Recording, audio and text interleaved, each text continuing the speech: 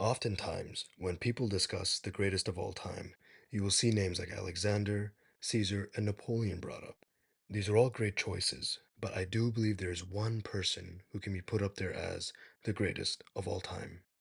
Kurosh the Great. Those of you who already know of this man are well aware that Kurosh used his military and revolutionary approach to leadership to found the Achaemenid Empire, the largest the world had ever seen at the time. But why do I consider him to be one of the GOATs? Well, let's take a look. Firstly, Kurosh was an amazing empire builder, the first to create a multi ethnic empire. He united the Medes and the Persians, later conquering the territories of the Lydian and Babylonian empires. His realm stretched from the Aegean Sea all the way to the Indus River.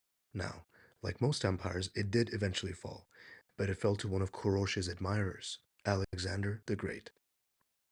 Though Alexander conquered the superpower of his time, Cyrus conquered the three strongest superpowers of his time. As you can tell from the empire he built, Kurosh was a great general. Did he lose some battles? Yes, but so did some of the greats, like Napoleon. Everybody makes mistakes. Everybody has those days. Arguably, two of his most important battles would be the Battle of Pasargadae, fought in 550 BCE, where Kurosh led the Persians to victory against the Median king Astyages. The battle was important for uniting the Persian tribes and overthrowing the Median Empire. And my personal favorite, the Battle of Thymbra, fought in 547 BCE, where Kurosh's army defeated the much larger army of the Lydian king, King Croesus. My favorite part about this battle? He used camels to scare the enemy horses. And, I can't really blame them, can I? Absolutely terrifying. And let's not forget, he was also one of only a few conquerors to successfully capture Babylon. He did this by strategically diverting the Euphrates River to allow his troops to march into the city through the exposed riverbed. All this talk about war, I need to mention his most important trait, his benevolence. Unlike many conquerors who were known for their cruelty and just being completely awful, Kurosh was known for his tolerance and mercy towards the peoples he conquered, allowing them to retain their customs, religions, and local governance. This ensured stability and loyalty across his diverse empire. It's safe to assume he had the goaded approach to diplomacy, inspiring many rulers to come. It is also important to note that he was a pioneer of human rights. Kurosh issued the Cyrus Cylinder, an artifact considered to be the earliest declaration of human rights.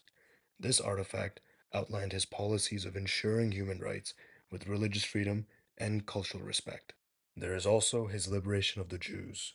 Kurosh ended their Babylonian captivity, freeing the Jewish people and allowing them to return to Jerusalem and rebuild their temple.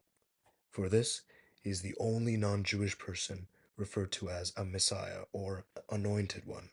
He is also mentioned in the Bible and possibly the Quran. These important decisions would influence future leaders and our own modern society. It is unfortunate that no one brings up Kurosh's legacy, which influenced future empires, including that of the Romans and modern nations like the United States of America. To leave off, yes, Kurosh should be considered one of the greats of all time, if not the greatest.